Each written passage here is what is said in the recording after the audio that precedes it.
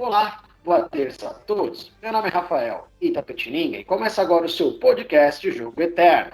O seu podcast que trata tudo o que acontece dentro e fora dos gramados. O programa de hoje vai tratar sobre a 8ª rodada do Campeonato Brasileiro. E eu começo apresentando a nossa equipe, Jogo Eterno. Primeiro eu vou chamar Eduardo Cruz. Fala, Edu, tudo bom?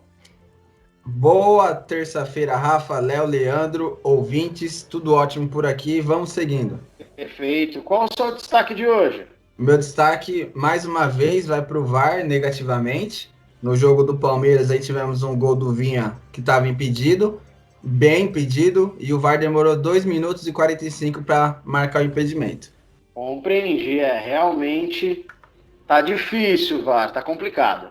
Agora apresento Leonardo Cruz. Fala, Léo, tudo bom? Fala, Rafael, tudo bem com você?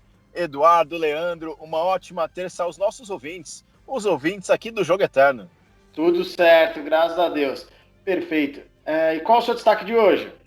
Meu destaque, mais uma vez, vai para a péssima atuação do Corinthians no último sábado contra o Botafogo. Primeiro jogo com o novo nome da Arena, Neoquímica Arena, e os velhos defeitos. O Corinthians com dificuldade para jogar e empatou mais uma vez em casa. Realmente, o Corinthians não vem apresentando nem um pouco sequer de futebol. Agora apresento para vocês Leandro Silva. Fala, Leandro, tudo bom? Tudo ótimo, Rafael. Uma ótima terça-feira a todos os ouvintes que nos acompanham, ao Eduardo, Rafael e o Leonardo Cruz. Perfeito. Os nossos destaques foram um oferecimento de OKL Mania, o melhor do seu vestuário masculino e feminino, e Rise Imports, os melhores óculos você encontra aqui. Bom, começando o nosso programa de hoje, o primeiro assunto será o Corinthians. Corinthians que recebeu o Botafogo na Neoquímica Arena, na estreia, na verdade, né, do novo nome da Arena, e empatou por 2-2 a partida. O Corinthians começou a partida vencendo, né, com um pênalti no Gustavo Mosquito, acabou convertendo a cobrança ali com o Fagner, e depois só deu o Botafogo, né, realmente parece que teve um scout, né, de 10 chutes, 11 chutes do Botafogo contra 1 do Corinthians no gol, e realmente o segundo tempo não demonstrou, na verdade até demonstrou uma certa evolução ali com as mudanças, mas eu também queria ressaltar porque eu até mesmo, a gente fica elogiando quando o treinador muda e acontece alguma coisa, mas tem que se lembrar, né, tem 5 substituições agora, metade do time, então a probabilidade de realmente ele colocar um atleta e dar certo aumentou e muito, né? Bom, mas agora eu vou chamar o Léo, que está acompanhando o Corinthians diariamente, e eu tenho uma pergunta para ele.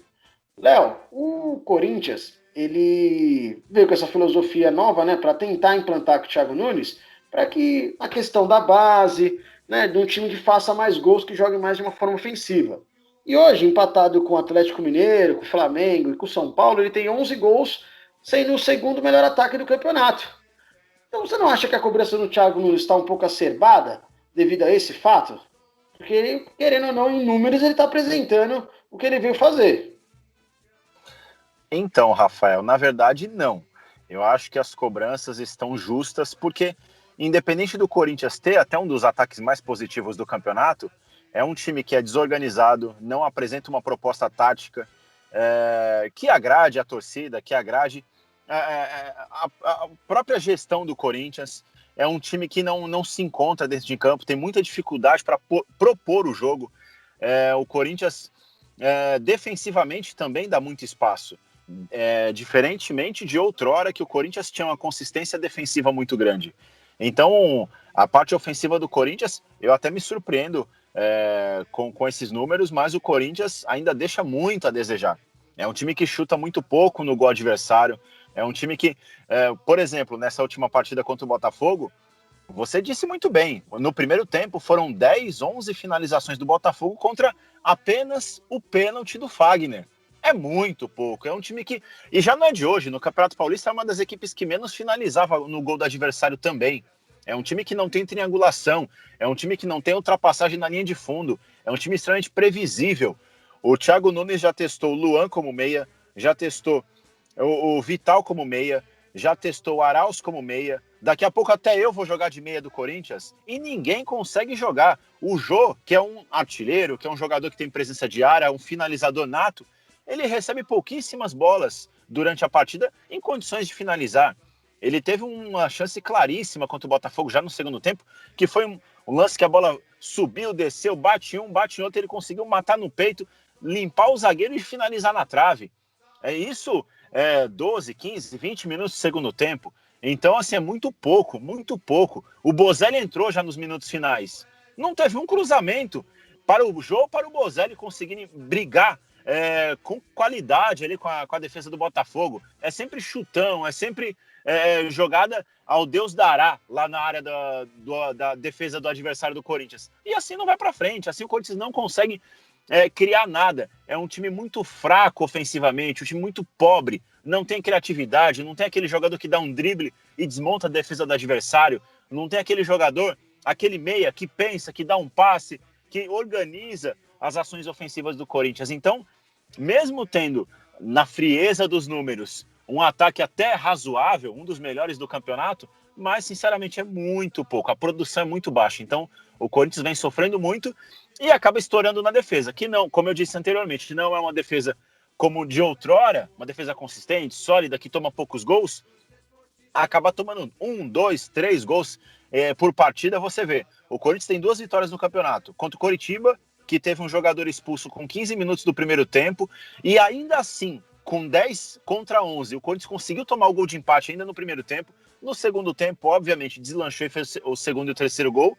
E contra o Goiás, que foi um jogo, ao meu ver, muito equilibrado, muito igual. E o Corinthians conseguiu fazer o gol da vitória já nos minutos finais. Então o Corinthians tem muitas dificuldades. Se você pegar ao longo desse ano todo, no Campeonato Paulista e no Brasileirão, é raro o jogo em que o Corinthians é melhor.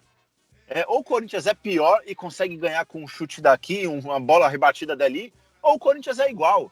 O Corinthians não consegue ter superioridade em relação a seus adversários. E aí fica difícil.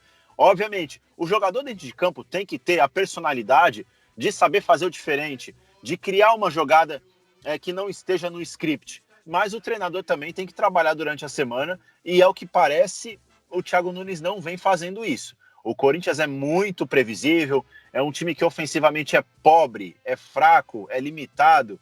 E, infelizmente, para o torcedor do Corinthians, isso vai resultar em uma campanha muito ruim no Brasileiro. Porque hoje o Corinthians tem a 11ª colocação na tabela e está a 2, 3 pontos do primeiro da zona do rebaixamento. Ah, mas está muito cedo ainda para falar em rebaixamento. Não, não está cedo para falar em rebaixamento.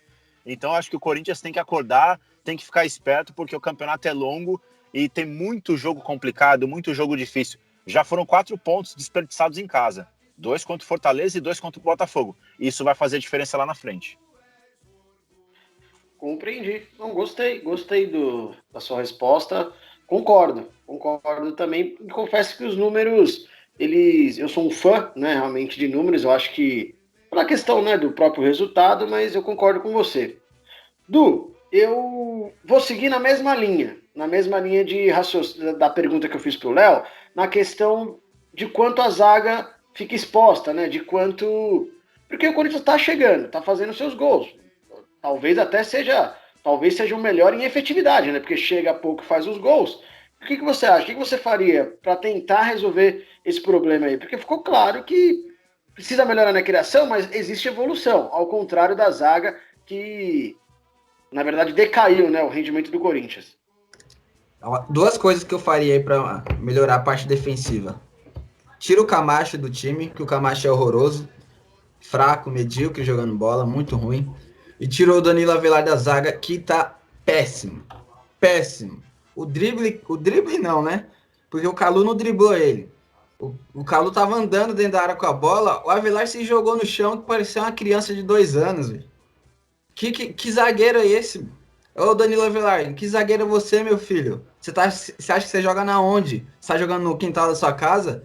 Ele se jogou na bola, o Calu sequer ameaçou o chute. E o Danilo Avelar já estava estirado no chão, parecendo uma barata. Danilo Avelar, fraquíssimo, era um péssimo lateral e tá um péssimo zagueiro. Não pula na bola, não marca, dá bote errado. O lance do Calu se jogou na bola que parecia que ele tava pulando na piscina. Só reparar o lance depois que vocês vão ver. O Calu, um jogador que na Europa não servia para jogar em lugar nenhum, e aqui no Brasil ele vai lá e ele me faz um gol numa falha grotesca do Danilo Avelar. Tira o Camacho, tira o Avelar. Coloca o Bruno Mendes do lado do Gil, que o Bruno Mendes, no meu ver, é melhor do que o Danilo Avelar. E coloca o Gabriel para fazer a cabeça de área. Porque se você for colocar o Camacho para fazer a cabeça de área, tendo o Gabriel no banco, não tem sentido nenhum. Eu não sei qual que é o parentesco ou o vínculo amoroso que o Thiago Nunes tem com o Camacho. Eles devem ter alguma coisa no particular, os dois. Pessoal, amorosa, familiar, algo do tipo, aposta, parentesco, eu não sei, porque eu não sei da onde o Thiago Nunes vê que o Camacho é o volante para estar ali, jogando a cabeça de área, sendo que ele não marca, ele não joga ofensivamente, ele fica ali, ó, na frente do Gil, do Danilo Avelar, só toca a bola pro Fagner, só toca a bola pro Gil, só toca a bola pro Piton, que agora é o lateral titular, e só toca a bola pro Avelar. Então o Camacho ele é um jogador inútil dentro de campo, é um jogador sem função. Então ele só faz presença, ele não faz o que ele é obrigado a fazer pela posição que ele está jogando hoje, que é primeiro volante, que ele não sabe fazer nem a dele, imagina a dos outros. Compreendi. Do Camacho eu concordo em tudo. No Avelar, ainda com esses golzinhos aí que ele faz, ainda posso colocar alguma ressalva. Mas, Leandro, o Luan teve o estiramento na coxa aí e não vai enfrentar o Palmeiras agora na próxima quinta-feira, na Neoquímica Arena, às 19h15. Ele não vinha jogando, mas eu acredito que seja um jogador importante, principalmente para um clássico, né? O quanto você acha que vai fazer falta o Luan? Da forma que ele está jogando o futebol dele muito abaixo do que se espera, nenhuma falta. Nos últimos jogos, o Luan sempre ficou alternando entre banco de reservas e titularidade. Algumas vezes o Arauz, por questão de desempenho, era muito melhor que o Luan, e muitas vezes também o Luan deixava de apresentar um bom futebol. Boa parte dos jogos ele ficou no banco de reservas. Quando ia para titularidade, pouco fazia. É um jogador que, desde os tempos do Grêmio, depois quando o time gaúcho foi campeão da Libertadores, ele nunca mais jogou aquele grande futebol. Mas é um jogador que tem técnica, é um jogador habilidoso, mas precisa se encontrar. É importante que, agora que ele se lesionou, ponha a cabeça no lugar, depois da recuperação dessa lesão, tentar fazer uma boa preparação física, colocar o psicológico no lugar, porque da forma que ele está conduzindo as suas partidas, certamente vai ser um jogador que vai ficar banco, vai amargar o banco de reservas por muito tempo. E eu também só queria incrementar um detalhe, que o Corinthians é o time da oportunidade. Já é a segunda vez em estreias que o Corinthians dá oportunidade para os adversários. Nesse jogo aconteceu coisas que dificilmente você vai ver em outras partidas. Honda reclamando com a arbitragem. Primeira vez que eu vejo um japonês reclamar com a arbitragem. Geralmente eles são muito comportados com a sua disciplina. Calou nunca fez um gol nesse campeonato. Foi jogar contra o Corinthians, acabou fazendo gol. E detalhe, já foi na estreia, quando inaugurou o estádio, o Corinthians perdeu para o Figueirense, e agora novamente numa estreia muito importante, que é a marca do estádio, o Corinthians empata com o Botafogo em 2-2. E sobre a entrevista do Thiago Nunes, eu acho importante salientar essa dúvida, o Thiago Nunes, em entrevista, ele contestou a imprensa, dizendo que não liga para opiniões alheias. Ele não foi demitido em março, abril, maio, junho. Então ele não liga para opiniões de que sempre ele estará demitido, que a chance dele ser demitido é muito alta. Mas, aliás, ele não foi demitido antes porque teve toda essa paralisação, porque pelos resultados que ele demonstra, justamente, creio que não vai durar muito aí no comando do Timão. É verdade, né? Parece. Desculpe, pode falar. Ô Rafael, só complementando o que o Leandro falou sobre a estreia contra o Figueirense em 2014, derrota por 1-0, o segundo jogo na Arena Corinthians foi contra o Botafogo e empatou também 1-1. Naquela época, gol do Jadson para o Corinthians e um gol do lateral direito Edilson para o Botafogo. Verdade. Voltando só um pouco agora no Thiago Nunes, eu tô com a sensação que é o filme repetido, né? Porque as mesmas críticas que faziam o Fábio Carille fazia o Thiago Nunes, né? Na questão da briga com a imprensa, do trato com os jogadores, na questão lá da cartilha. Parece um filme repetido. E o final não foi feliz, né? Bom, agora trocando de assunto, vamos para o jogo do Santos, né? O Santos foi até a Arena Castelão, né? Enfrentar o Ceará. E, na verdade, na minha opinião, não apresentou futebol que vinha apresentando, o bom futebol que, na minha opinião, o Santos vinha apresentando, mas apresentou o resultado, né? Então, realmente é aquela vitória importante, né? O Santos estava 3 jogos sem vencer. E eu queria salientar também o Felipe Jonathan, né? Que fez, na minha opinião, um golaço. E aquilo que o Edu, né? Vou até chamar ele, costuma dizer, ele é uma montanha-russa, né? Realmente, às vezes faz uma ótima partida e depois não faz. Aí eu queria saber de você, Du, o quanto o Santos vai? O que você tem? Qual a sua percepção do Santos? Você acha que realmente nesse momento tinha que pensar no resultado? Queria que você falasse um pouco do jogo. Então, isso que você falou do Felipe Jonathan é a real. Ele num jogo mete um gol na gaveta, no outro ele bate um escanteio ou sai o gol do adversário. E ele é um jogador assim razoável, mas pro esquema do Santos ele é um bom, ele tá fazendo o papel ali direitinho. O jogo contra o Ceará teoricamente seria um jogo difícil, né? Porque o Ceará ele tava vindo bem no campeonato, principalmente no Castelão, com o Kleber, que é um baita no centroavante, a revelação vai ser revelação aí do Brasileirão, vai estar entre os 3, o centroavante do Ceará, o Kleber, muito bom jogador. Grêmio já estava de olho, Ceará já falou não, que não vai vender agora. Você tem pode falar, Rafa. Eu gosto mais do Vina, hein? Eu gosto do Vina, Então, hein? isso que eu ia falar. O Vinícius, né? Famoso Vina, tá jogando muita bola lá. Já jogou muito no Bahia no ano passado, agora tá no Ceará, tá jogando um bolão. Muito bom jogador. Chama aí a atenção também de diversos clubes. Ao meu ponto de vista, teria espaço em muito clube grande hoje, em muito, que é um jogador que é aquele famoso quebra-linhas. É o que pega a bola, dribla e vai para cima. Não tem medo de errar o drible ou de tentar uma finalização de fora da área. Agora o Santos, Marinho, a gente tem que parar aqui 2 minutos e bater palma para ele. 2 minutos sem parar. O que o Marinho tá fazendo com o Santos é brincadeira. Ele tá levando o Santos nas costas. O gol do Felipe Jonathan, a jogada que ele fez pela ponta direita, que ele entortou o Pacheco e achou o cruzamento no Felipe Jonathan. O Marinho tá jogando demais. O Santos jogou melhor, meu ponto de ver. Teve 5 ou 6 expulsões na partida, não me falha a memória. Foram 4.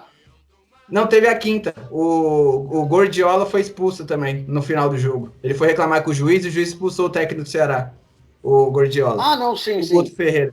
5 expulsões, aí 4 jogadores, 2 para cada lado, mais o treinador o Guto Ferreira do Ceará. Mas o Santos eu acho que o Santos foi melhor. O goleiro João Paulo, muito bom goleiro, hein? Não é à toa que o Santos se resolveu com o Everson e parece que agora ele tá se acertando com o Atlético Mineiro. Aí, aí o Santos venceu a partida de 1-0.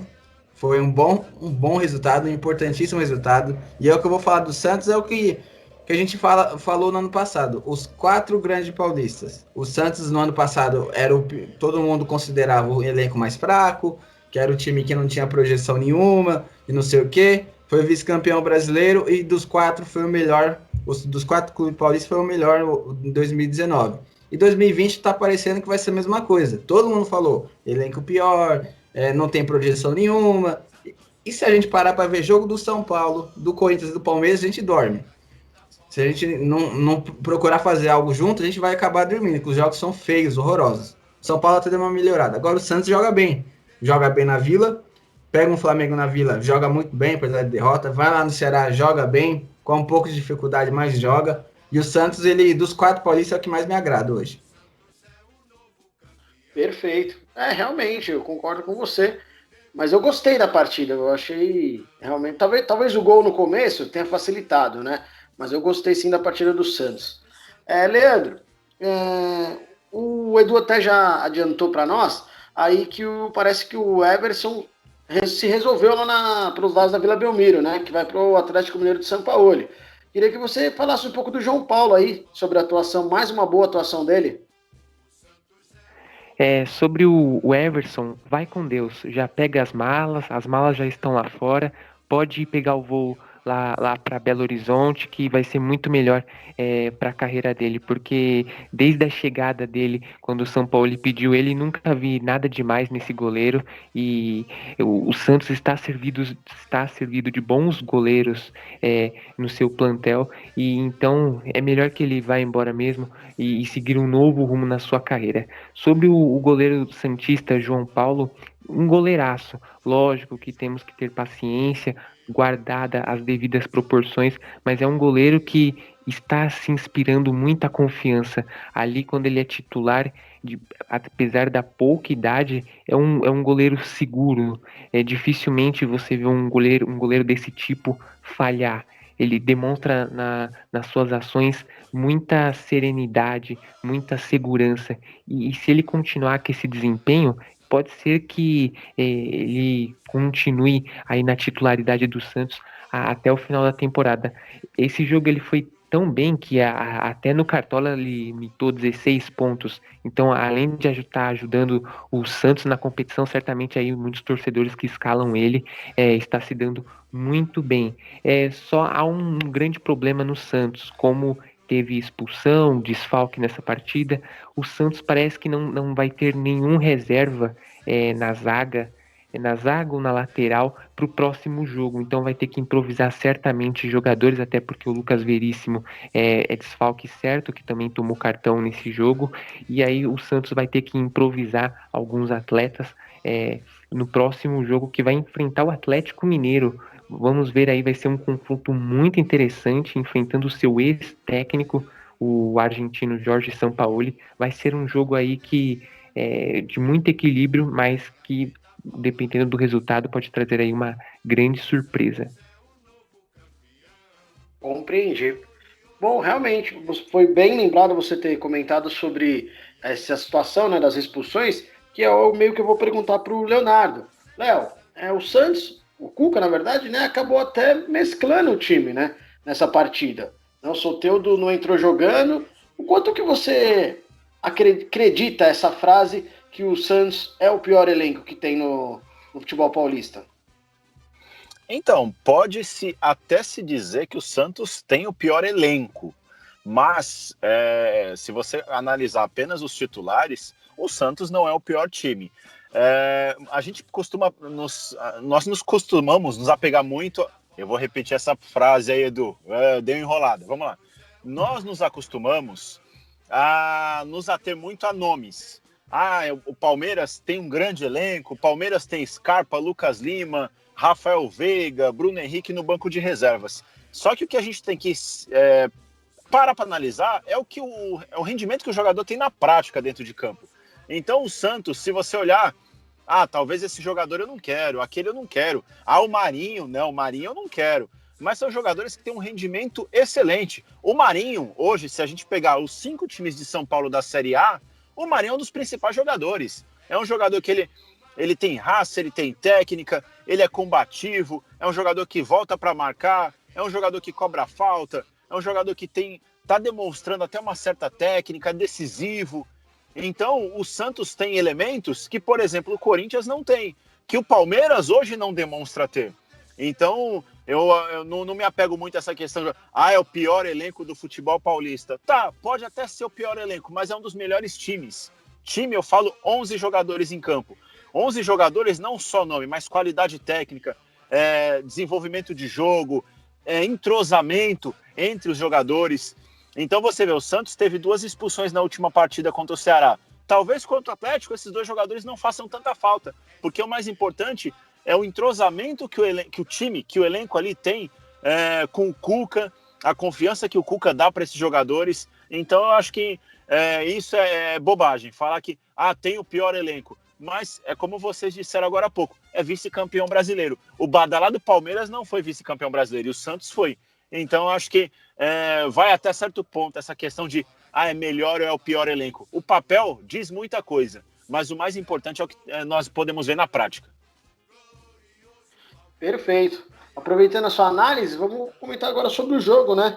O Palmeiras foi no domingo, né, às 11 horas da manhã.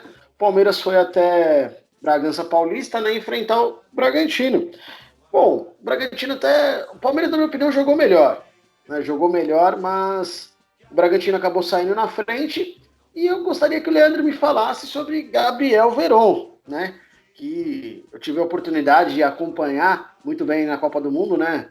Sub-17, foi considerado o melhor jogador do torneio. E eu acho que o substituto do Dudu está aí, viu? O que você acha, Leandro? Como estão os bastidores lá do Verdão? Antes de falar do Gabriel Veron, eu presto aqui os meus parabéns ao Vanderlei Luxemburgo, que nesse jogo contra o Red Bull Bragantino atingiu 400 jogos sob o comando do Palmeiras.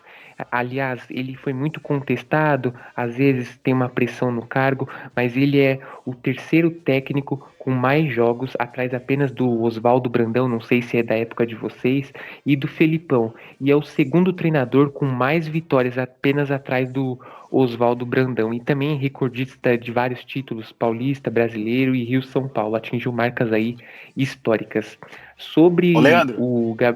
Pode falar. só para dar um adendo no que você falou, o Oswaldo Brandão também é o treinador com maior quantidade de jogos no Corinthians. Então ele é no Palmeiras e no Corinthians. Impressionante, já é difícil ter uma carreira no arquirrival e ainda dois no mesmo estado, é bem impressionante mesmo a marca histórica. E sobre o Gabriel Veron, é um atleta que ficou mais de 6 meses afastado por desfalque, foi um atleta que teve que ter toda a preparação, essa contusão que aconteceu com ele, é um jogador que é jovem e mereceu a oportunidade nesse jogo. Ele ficou mais de 6 meses parado. O Vanderlei Luxemburgo resolveu dar oportunidade para o garoto e ele com certeza acabou com a partida. Fez o primeiro gol, o segundo gol palmeirense que foi nos acréscimos, que senão ia ser novamente mais um empate. Teve a participação da garotada com os dois jogadores jovens, e aí passou pro William, Wesley, que o sai. William também. Isso! E aí passou pro William e ele conseguiu finalizar bem nos acréscimos. O Palmeiras ele tentou rejuvenescer a equipe, tirando os experientes e colocando os jovens. Tá dando certo esse tipo de atuação, de substituição, porque às vezes eu vejo os mais experientes, os que têm mais nome, muito acomodado, e os jovens eles por precisar de espaço no elenco, precisar lutar para conseguir mais oportunidades, eu vejo eles com mais garra, sem muita frescura em campo. Tanto é que se comparar esses jogadores jovens com o Lucas Lima já está um perdido na vida. Mais uma vez, é uma atuação muito discreta. Eu vejo que o Luxemburgo tenta recuperar o Lucas Lima, mas tá apenas queimando o atleta. O destaque que o Palmeiras ele sempre foi atrás de contratações que nos seus clubes deram muito certo. Trouxe o Gustavo Scarpa, Lucas Lima, Rony. Nenhum deles deu certo até agora no momento. E mesmo tendo as oportunidades, não consegue desempenhar aí um bom futebol. Contestado ou não, o Palmeiras é o único time invicto no campeonato. Mas, lógico, o Red Bull Bragantino não é parâmetro nenhum, até porque a equipe de Bragança Paulista, que é comandado pelo Maurício Barbieri, está muito ruim no campeonato, está na zona de rebaixamento. Os investimentos feitos no início do ano não corresponderam até o momento, e o Bragantino tentou muitas vezes durante o jogo explorar contra-ataques, mas infelizmente não foi o suficiente. O Palmeiras teve mais posse de bola e conseguiu aí um bom resultado lá em Bragança Paulista. Verdade, realmente. Eu, para ser sincero com você, estou impressionado aí com o Gabriel Veron. Espero não estar queimando o menino, porque são 4 jogos, 3 gols e 2 assistências. Du, aproveitando o assunto da base, o Palmeiras acabou negociando o Diogo Barbosa, lateral esquerdo, né? Que é o reserva imediato do Vinha, com o Grêmio. E parece que vai subir o Luan Cândido, né? Um bom destaque aí da base. O quanto você acha que essa reformulação está sendo acertada no Palmeiras? Eu confesso que eu acho São muitos garotos. Eu acho que tem que ter essa mescla, né? Mas eu tô achando que o número tá excessivo, mas o Luxemburgo sabe muito bem trabalhar com isso. Quanto você acha que é o exagero ou não? Só para ter a certeza, Diogo Barbosa, ele chegou no Palmeiras, Diogo Barbosa? Eu não vi. Eu acho que ninguém viu Diogo Barbosa no Palmeiras. 2018 ele apresentou um certo futebol, vai. Puta cara ruim, velho. Vamos falar a verdade, velho. Que jogadorzinho, véio. Como diz o Neto, que jogadorzinho. É muito fraco. Ô, Edu, manda. Não seja injusto. Os adversários presenciaram a Avenida Diogo Barbosa no Palmeiras por várias vezes. Então. Só era bom para os adversários, porque pro Palmeiras em si é um jogador medíocre, horroroso. Não foi tarde até o Diogo Barbosa. E eu ouvi, eu nunca vi jogar, mas eu ouvi que esse lateral que o Palmeiras vai subir, Luan Cândido, né? Isso, Luan Cândido. Eu ouvi aí rumores que ele é bom jogador e que ele é infinitamente melhor que o Diogo Barbosa. Até porque não é muito difícil ser melhor que o Diogo Barbosa, né? Acho que até a gente aqui é melhor que ele. Mas assim, muitos garotos, Wesley, Danilo, agora o Luan Cândido, você tem também o Menino, De Paula, aí você tem o Veron. Mas é os meninos que estão resolvendo. Porque você vai lá, Lucas Lima é um morto. O jogo no domingo, 11 horas da manhã, 29 graus. O Lucas Lima saiu de campo, você olhou, olha a fisionomia do Lucas Lima quando ele saiu do jogo. O rosto limpo, não suou, camisa tava limpa. Então, assim, se for para ter um jogador porcaria desse, igual o Lucas Lima, que não corre, não faz nada, é infinitamente melhor você pôr os meninos. O Wesley foi bem, um bom jogador, esse menino que o Luxemburgo botou no jogo contra o Bragantino. O Danilo, que entrou também no segundo tempo, é bom jogador. De Paula, e a gente não precisa nem falar. Gabriel Menino foi muito bem. E o Verón acabou com o jogo. O Verón acabou com o jogo. Eu sempre falei que quando o Dudu saiu, o jogador para ser o substituto era o Verón. Não precisava ter ido atrás do Rony. Mas o Verón estava machucado. Beleza, mas ele não ia ficar machucado a vida inteira. Ele ia voltar, como voltou. Não é à toa que ele voltou. Primeiro jogo que ele jogou, ele já, no segundo toque na bola, ele fez o gol. E depois ele deu passe para o segundo gol. E o Rony tá aí desde fevereiro ou março, eu acho, não me recordo. E até agora ele só corre. Só corre e não faz nada. Não toca, ele não tem assistência no Palmeiras, ele não tem gol. Então, assim, se é os meninos que estão resolvendo, deixa os meninos jogar. Até porque você tem um bom lateral esquerdo, que é o Vinha, que já é um pouco mais experiente. Você tem um baita no zagueiro, que é o Gustavo Gomes. Aliás, a zaga do Palmeiras é muito boa. Gustavo Gomes, Vitor Hugo e Luan. Você tem um goleiro de seleção olímpica, foi campeão com a seleção olímpica, que já tem uma experiência. A lateral direita ainda, ao meu ver, é um problema. Apesar de que o menino foi lá no jogo contra o Bragantino, deu passe para gol, às vezes ele joga muito melhor que os dois, que são outros dois jogadores medíocres, Mike e Marcos Rocha. O Gabriel Menino não é lateral direito, é um volante, mas ele joga muito melhor pela lateral do que os próprios laterais que o Palmeiras usa. Então, assim, aí você tem um William Bigode e um Luiz Adriano no ataque, que são incontestáveis. O problema do Palmeiras é aquele meio campo ali, porque todos os jogadores de meio, tirando os meninos, os outros, Lucas Lima, o Scarpa não joga porque também não vai mais ficar, a diretoria não quer mais também, parece, o Luxemburgo já deve ter falado que não quer, porque não vai nem para banco, quando vai não entra, entra o Lucas Lima, entra o Rafael Veiga, que deu um bom lançamento pro Verón, mas o Rafael Veiga é aquelas, é um bom lançamento, é um gol, depois 2, 3 jogos sem fazer nada. Então assim, se deixa os meninos jogar. Tem muito jogador experiente no Palmeiras que não serve para nada, não serve para porcaria nenhuma. Lucas Lima, Ramires, Bruno Henrique já deu o que tinha que dar no Palmeiras. Então, assim, eu prefiro esses meninos aí. Que não são. Tem bastante meninos? Tem, mas não é os 11 inteiros que são os meninos. A zaga inteira, praticamente a defesa inteira do Palmeiras é experiente.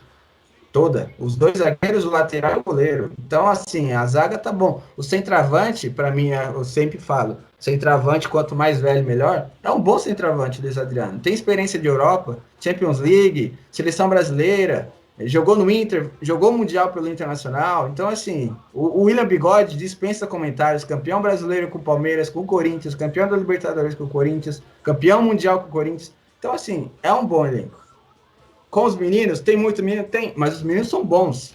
Porque se a gente for ver a base do Palmeiras, campeão mundial, campeão brasileiro, campeão acho que da Libertadores também, se não me engano, os meninos do Palmeiras, Wesley, Danilo, esses meninos estavam tudo lá naquele time. O Patrick de Paula não, Gabriel Menino, Verón, alguns dos meninos têm a experiência da seleção também, da Copa do Mundo que você citou há pouco, Verón, ele estava nessa seleção, não estava?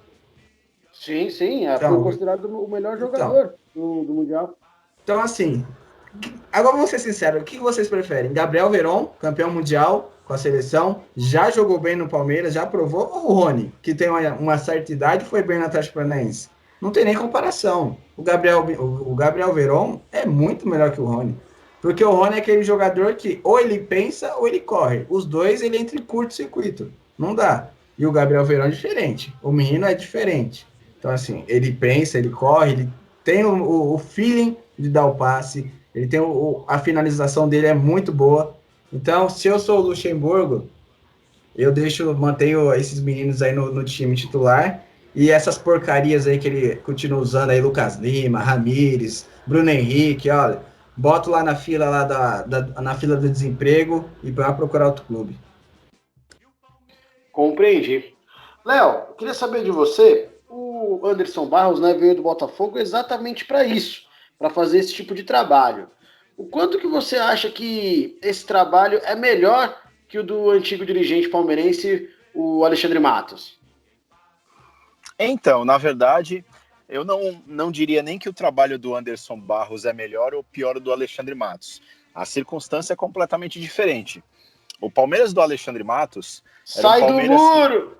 Não, eu vou chegar a um raciocínio, você vai entender. O Alexandre Matos era um Palmeiras contratador. Era um Palmeiras que ia no mercado, que buscava jogadores. Tá certo até que jogadores questionáveis, como Felipe Pires, como Carlos Eduardo, jogadores que obviamente não deram certo no Palmeiras. Inclusive o Felipe Pires, a única coisa que ele fez foi um gol de fora da área contra o São Paulo e mais nada. Então, era um Palmeiras que tinha um perfil diferente, o Palmeiras que ia no mercado. Ah, tinha necessidade de um jogador? Vai até o mercado, independente do cara ser bom ou não. O Palmeiras de hoje é um Palmeiras que, eu acredito até que a Leila tenha fechado um pouquinho a torneira lá na Crefisa, e o Palmeiras não é tão agressivo em relação às contratações.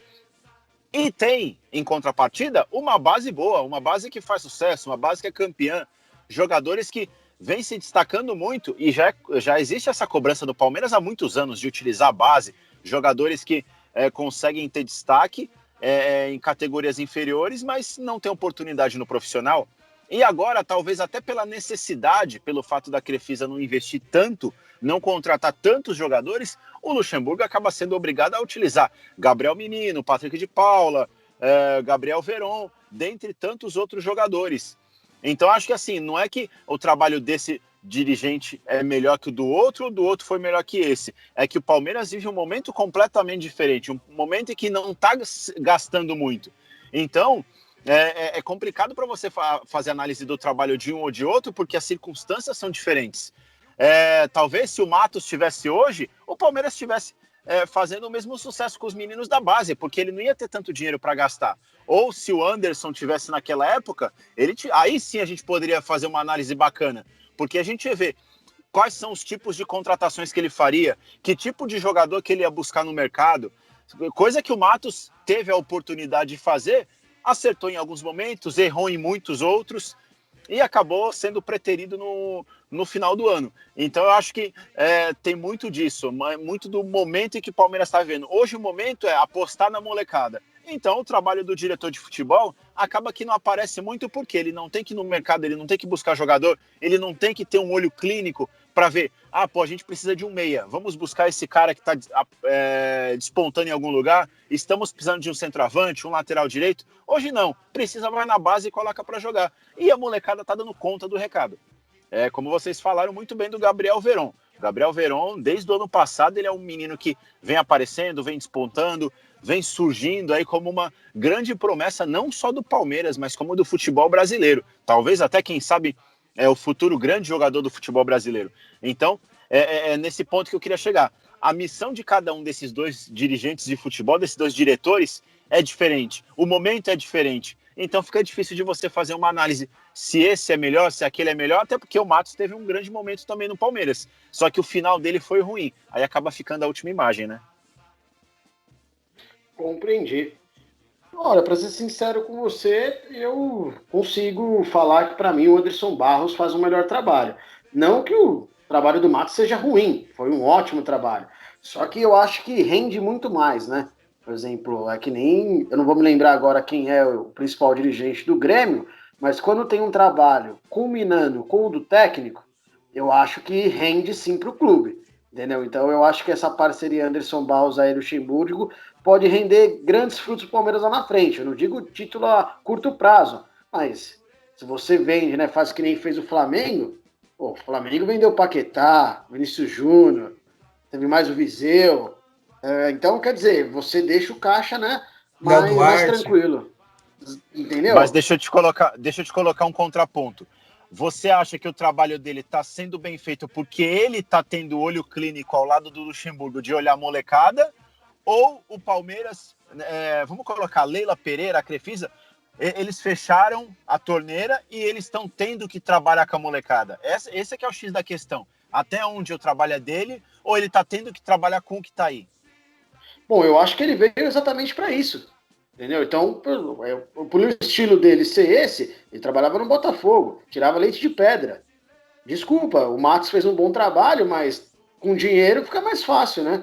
Então, por isso que eu ressalto, sim, esse trabalho que eu acho importantíssimo. E você frisou muito bem para o futebol brasileiro. Entendeu? Que, na minha opinião, é o que importa. Eu respeito quem gosta do futebol europeu, quem acompanha, quem é fã, mas, assim, eu estou aqui falando com vocês hoje por conta do futebol brasileiro. Entendeu? Então, eu acho que, sim, ele está fazendo um bom trabalho. Bom, mudando de assunto, agora vamos falar sobre o São Paulo.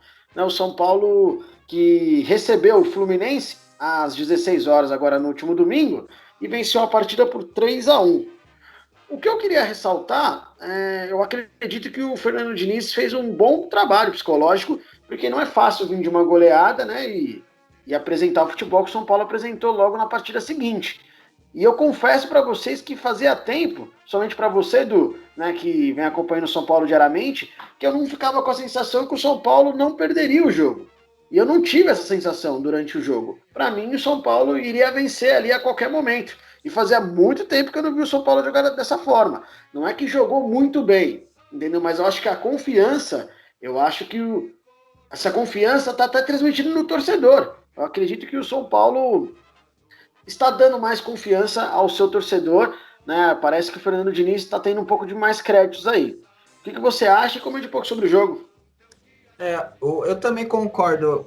Fazia tempo que, acho que assim, forçando aqui um pouco a memória, o último jogo que eu vi do São Paulo, que a gente teve a certeza que o São Paulo ia ganhar o jogo, foi aquele jogo contra o Santos, no Morumbi, que o Pato foi muito bem no jogo. Aquele 4-2 pro São Paulo, que o Pato foi deixou... 3-2, Edu. 3-2, que o Pato deixou o Aguilar batendo a cara no gramado. Foi o último jogo, assim. Talvez LDU também. Mas aí a LDU tava avassalador, né? Isso, aí depois a LDU teve jogador expulso e tudo mais. Mas acho que um jogo assim, parelho, foi contra o Santos, no Morumbi. Fluminense abriu o placar com uma falha aí do Igor Vinícius, né, que perdeu o tempo de bola. E o Marcos Guilherme, né, o vulgo Mbappé das Laranjeiras, fez o gol.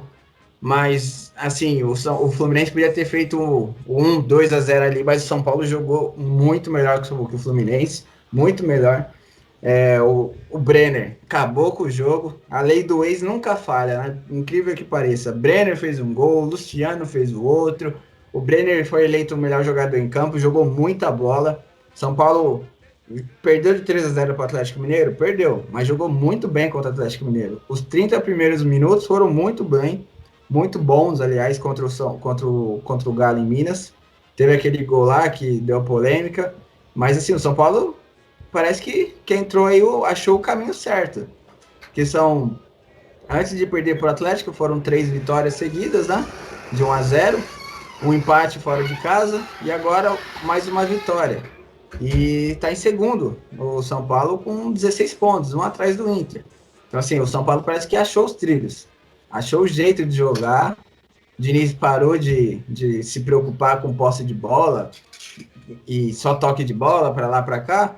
E uma coisa que eu percebo, não sei se vocês perceberam, mas o bom futebol de São Paulo começou após a contusão do Daniel Alves. O Daniel Alves saiu contundido, não jogou contra o Corinthians, São Paulo foi melhor, ganhou, não jogou contra o Atlético Mineiro, o São Paulo jogou bem, mas perdeu, mas jogou bem. O São Paulo dominou o Fluminense do início ao fim, e sem Daniel Alves. Não estou falando que o Daniel Alves tem que sair do time titular, longe disso. Mas o Fernando Diniz e o São Paulo tem que entender que o São Paulo é maior que o Daniel Alves. E não o contrário. Porque o que a gente vê nos jogos do São Paulo com o Daniel em campo é que o Daniel é dado como o maior jogador do mundo, que é maior que o São Paulo. E não existe isso. Nenhum jogador é maior que o clube. Messi não é maior que o Barcelona, Cristiano Ronaldo não é maior que o Juventus, Neymar não é maior que o PSG. Por que o Daniel Alves é maior que o São Paulo? Quantos títulos mundiais tem Daniel Alves? Eu acho que o São Paulo tem mais, hein? Quantas Libertadores o Daniel Alves ganhou? Nenhuma. Então, assim, o São Paulo é maior que o Daniel Alves. Então, quando o Daniel Alves está em campo, eu vejo muito que o São Paulo joga em função dele. Então, assim, se ele vai mal, o São Paulo inteiro vai mal, porque só sabe jogar a bola nele e falar, se vira aí. Não é assim, ele é só mais um jogador ali que tá ali para contribuir para o time. Até porque quando ele joga mal, o Fernando Diniz também não tira, né? Parece que tem medo de tirar ele. Então, você acha que foi válida essa contusão aí do Daniel Alves para o Fernando Diniz enxergar que ele não depende do Daniel Alves para ganhar os jogos, porque tem outros bons jogadores ali no elenco. Vitor Bueno é um bom jogador, fez o terceiro gol, fazia tempo que não jogava. O Brenner, o Brenner foi bem ontem, foi bem, fez o gol do clássico contra o Corinthians, fez outro gol no Fluminense, no seu ex-clube. É um jogador até que razoável, vamos colocar assim. O Diego Costa, na zaga, é um monstro, joga muita bola. E vale aí lembrar e dar um ponto positivo pro Fernando Diniz, que o achado que ele fez com o Léo na zaga, né? O Léo na zaga, ele tá jogando bem na zaga, e quando ele vai para ataque, ele vai bem, né? Que ele tem a saída de bola de lateral. Então, assim, quando ele tem espaço, no primeiro tempo ele teve uma jogada dessa, que ele pegou a bola na zaga e foi parar lá na entrada da área do Fluminense. É uma boa dupla de zaga, viu? Léo e Diego Costa. Pode falar, Léo. Só uma informação, o Daniel Alves tem 3 mundiais, 2009, 2011 e 2015, empata com São Paulo. Tudo igual, então. Mas ele não é maior que São Paulo. Desculpa aí quem é o fã do Daniel Alves, quem ama ele, quem gosta dele, o maior campeão da história do futebol, beleza. Mas ele tá longe de ser o melhor jogador da história do futebol e tá longe de ser maior que São Paulo. Ser o maior campeão da história do futebol, beleza, jogando com Messi, Xavi, Iniesta, até um cabeça de bagre vai ter o tanto de título que ele tem. Até porque quando ele saiu do Barcelona, ele só ganhou um título. No PSG, ele fez o gol. Mas foi o único gol que ele fez no PSG em um ano. E só jogou 5 jogos no PSG, né? Então, assim, tem muito título, mas também do lado de quem que ele ganha esses títulos? Então tem que parar para ver. Igual quem fala que Daniel Alves é melhor que o Cafu. Quem fala isso é idiota, não sabe de bola. Compreendi. Bom, não, realmente você tem razão. Lógico que eu não concordo com as suas afirmações sobre o futebol do Daniel Alves, mas eu tenho que concordar que sem ele o São Paulo vem jogando bola. Né? Eu achei que ele ia fazer mais falta do que ele vem fazendo. Bom, Léo, teve a contusão agora do Pablo, né? E eu confesso que me preocupa um pouco, viu? Eu gosto do Pablo. Lógico, falta um pouco de efetividade nele, mas eu acho que ele tinha encaixado ali no esquema do Fernando Diniz. O quanto você acha que o Brenner pode substituir o Pablo? Na verdade, o Brenner tem uma característica diferente do Pablo, né? O Pablo é aquele jogador que é mais forte fisicamente, mais alto. Você não vai querer pôr o Carneiro, né? Não. Mas assim, a característica dele é completamente diferente do Pablo. Tem o Trellis ainda. Não, deixa o Brenner lá. Não tem condição de colocar. E nem o Luciano como centroavante. Eu acho que o Luciano ele rende mais jogando ali atrás do centroavante, caindo até pelas laterais também. Eu vejo o Luciano dessa forma, não como o 9, efetivamente. E o Pablo faz muita falta, porque é o jogador que é o artilheiro do São Paulo na temporada, é o jogador que faz muito bem aquele papel do pivô, tem presença de área muito boa. Então, vai fazer muita falta, sim. E vinha fazendo uma boa dupla com o Luciano. Para os mais antigos, ali 2015, os corintianos o chamavam de Luciano Ronaldo. Mas eu vejo que o Brenner vai contribuir de uma outra forma, porque ele tem uma outra característica, um outro estilo de jogo, é um atleta mais veloz. Ele não tem tanta presença de área como o Pablo, mas tem um outro estilo que pode acrescentar muito bem ali ao ataque do São Paulo, que é um ataque que acho que se adquire confiança, vai propor muitas coisas positivas ao torcedor tricolor, que carece muito assim, de uma boa campanha no Brasileiro, quem sabe até brigar pelo título. O São Paulo precisa e a torcida do São Paulo merece. Mas eu acho que o Pablo, até quando ele voltar, o Diniz vai ter essa opção a mais, né? Com o Brenner, com o Pablo, com o Luciano, modificar ali o ataque, dependendo do jogo. Às vezes um jogo fora de casa você pode colocar o Brenner para puxar um contra-ataque, um jogo em casa ter a presença do Pablo ali. É um ganho a mais que o Fernando Diniz tem nessa retomada aí de bom futebol do São Paulo. Perfeito. Leandro, eu vou praticamente deixar no mesmo assunto. Na verdade, não o que o Léo falou, mas o que o Edu comentou sobre esse desempenho aí, né? Ele ressaltou muito bem a questão do Léo, né? Improvisado ali na zaga, que eu acho que agora já não é nem mais um improviso, né? Agora, para mim, já está efetivo, que isso foi uma tendência, né, no futebol paulista, né? Ambos os técnicos fizeram isso com algum jogador. Só que o Léo vem se destacando. E eu queria saber o quanto essa saída de bola melhorou para você do São Paulo, ou você acha que ele mais melhorou na parte defensiva do que na saída de bola do São Paulo? O São Paulo, depois que fez essas substituições, o desempenho vem melhorando ao todo, tanto na saída de bola como defensivamente. Se colocarmos na calculadora, 10, 15 dias atrás, o São Paulo estava um desempenho horrível, péssimo, já estava se falando em demissão do Diniz, e depois de alguns jogos ajeitar a casa, mostrar uma formação diferente, atuar com um novo conceito de jogo, o São Paulo melhorou muito. O desempenho está muito aceitável. Pela posição do campeonato, vice-líder, é uma saída de bola muito rápida. Vejo a atuação muito boa no meio de campo.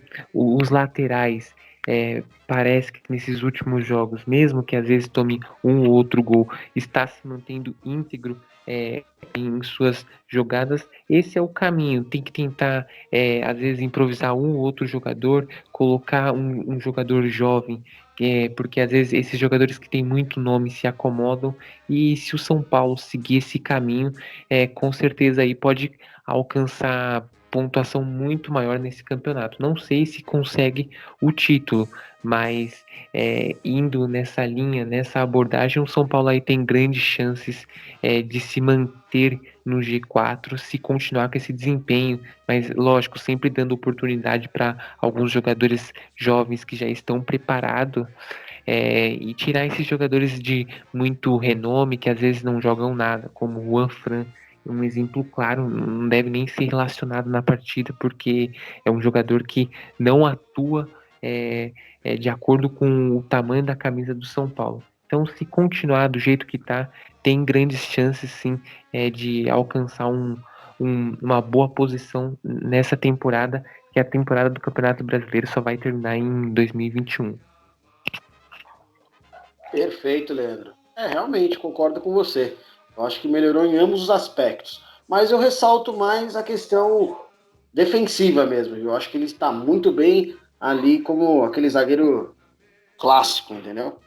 Mas bom, vamos lá agora de palpites, né? O primeiro jogo vai ser na quarta-feira, às 19h15. O São Paulo recebe no Morumbi o Bragantino. Edu, placar. 2-0 São Paulo. Léo, 3-1 São Paulo. Leandro. São Paulo faz 3-0. Eu acredito que o São Paulo vença também por 2-0 a partida. Unanimidade, hein? A É primeira. verdade, difícil. Na mesma quarta-feira, o encontro, né? O encontro do Jorge Sampaoli com a Vila Belmiro. Eu acredito que o Santos vai meter um 4-0. Léo, Eu vou chutar um placar bem elástico assim, em quantidade de gols. 4-4. Edu, 3-1 Galo, pela parte defensiva do Santos, tá toda desfalcada. Leandro, Santos faz 5-3 no Atlético. boa. Agora vamos pro derby, né? O derby eu queria que vocês me falassem um pouquinho diferente. Eu queria o palpite, mas eu queria saber o porquê. Começando com você, Léo. Quem vence o jogo? 0-0, e é um 0-0 porque o Corinthians é um time que não joga bem desde o início do ano, é um time apático, é um time que não demonstra qualidade de jogo, então eu acho que vai ser 0-0. E o Palmeiras tem muita dificuldade contra o Corinthians, mesmo com a molecada, o Palmeiras já vem de uns 2-3 anos não conseguindo encaixar o seu jogo contra o Corinthians, então aposto no 0-0. Edu? 0-0, porque os dois treinadores, os dois times vão ter medo de perder. Então vai ser aquele jogo porcaria. É o jogo mais feio da rodada, isso aí. Leandro? Se tiver interferência do VAR, Palmeiras faz 1-0, mas se caso o Corinthians perder, a culpa é totalmente aí do Thiago Nunes, que não apresenta um bom desempenho há muito tempo. Compreendi. Bom, eu acho que o Corinthians vence a partida por 1-0, porque é a última chance. Realmente, não tem muito o que fazer. Thiago Nunes tem que vencer esse jogo aí para dar sequência ao trabalho dele. Então eu acho que o jogo é muito importante para ele e vamos considerar, né, que é na Neoquímica que normalmente o Corinthians tem um melhor desempenho aí contra o Palmeiras. Só um parêntese do Thiago Nunes. O Thiago Nunes, desde 2010 até 10 anos na década, é o pior treinador da história do Corinthians, na década. Em porcentagem e desempenho. Não é o quarto? Não, é o pior. Chegou a ser o pior agora com esse resultado contra o Botafogo. Ele consegue ser pior que o Adilson Batista? Consegue ser pior que o Adilson Batista. O rendimento dele, a porcentagem lá, vitórias, empates, é pior que o do Adilson Batista. Acreditem vocês. Ele deve estar em que margem ali? Uns 38%? Ele tá abaixo de 40%. Eu não vi a margem, mas eu só li o título, tá lá que ele, dando na década, é o pior treinador do Corinthians. Compreendi. Eu ainda estou me atentando aí a esses número de gols que vem fazendo para tentar salvar ele. Verdade é essa. Bom, agora vamos de considerações finais. Leandro. Uma ótima semana, Rafael, Leonardo e Edu, e a todos os ouvintes aí que nos acompanham e fiquem ligados aí no próximo episódio. Considerações finais, Léo. Então, antes das minhas considerações finais, só completar a informação do Edu. De 2008 para cá foram 12 treinadores. O Thiago Nunes, do pior para o melhor, é o quarto. Ele só ganha de Jair Ventura, Oswaldo de Oliveira e Osmar Loz. Quero agradecer a todos aí por mais uma oportunidade, mais um jogo eterno, com um debate de altíssimo nível. Vamos torcer para que os nossos times paulistas tenham um grande desempenho na 9ª rodada do Brasileirão. Um abraço a todos e até mais. Considerações finais, Edu. Agradecer mais um episódio ao lado dos senhores, Rafa, Léo, Leandro, a dupla sertaneja. Agradecer os ouvintes pela moral no YouTube e Instagram e no Twitter. Temos Twitter agora. Fiquem ligados aí no próximo episódio e espero que tenhamos jogos decentes nessa próxima rodada. Não jogos horríveis, horrorosos. Até mais. O programa Jogo Eterno foi um oferecimento de Smart Bebidas, Bebidas nacionais e importadas na hora que você quiser. Beba com moderação. E São Francisco Digitalizações, a sua gestão inteligente de documentos. Não deixe de seguir as nossas redes sociais no @JogoEternoFC. Um grande abraço e até mais!